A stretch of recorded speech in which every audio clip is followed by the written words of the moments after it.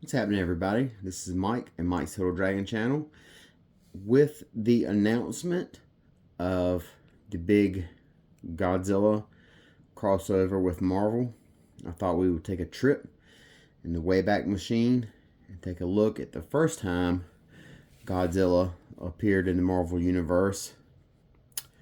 We've got Godzilla #1 right here. This is a facsimile issue. I did originally have this series. I had done a run of it. I never got around to reading it because I had read it in the Marvel Essentials, and but I did keep issue 1, so I've got issue 1 around here somewhere. But it was just easier for me to pick out a facsimile, crack it open. So in 1977, Marvel acquired the license to Godzilla and launched it. And Doug Moench, Herb Trimpe were the big two creative teams on it. And it is, I want to say Doug Moench has went on record of saying numerous times it is not a project that he has fond memories of. I don't think he particularly enjoyed it. The highlight of it, because Godzilla is the focus point of it, the highlight of it to me is definitely the artwork.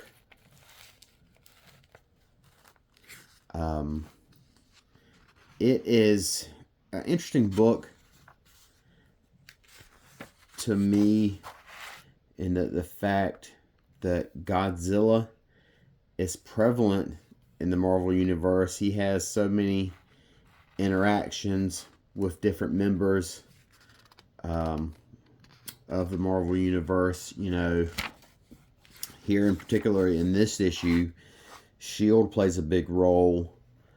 And we get really cool panel or pages like this where you see S.H.I.E.L.D. deploying basically troopers from their helicarrier.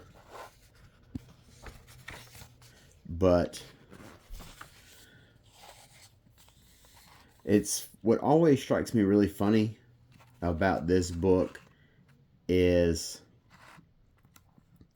you know, I imagine that you know, I don't understand why they don't have Godzilla fight the classic Marvel Golden Age monsters. Marvel had so many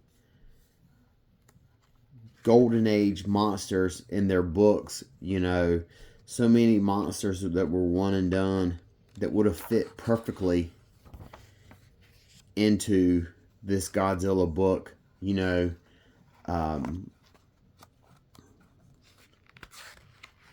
But they never, for some strange reason, they never decided to go that route. They just have basically S.H.I.E.L.D. and this is a scientist, and this is like a scientist and his assistant and their child from Japan.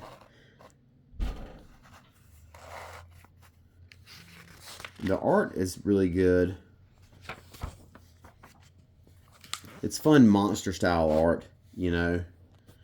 But because we rarely see Godzilla fight people his own size, we don't get as much action in it as you would think.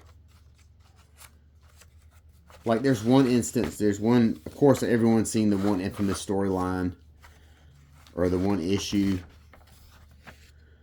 where Godzilla gets shrank down through some sort of PIM particles and he ends up becoming sewer rat sized and goes on to a big adventure in the New York City sewers against rats, and then slowly starts to grow because the PIM particles wear off, and then he becomes slightly human sized. But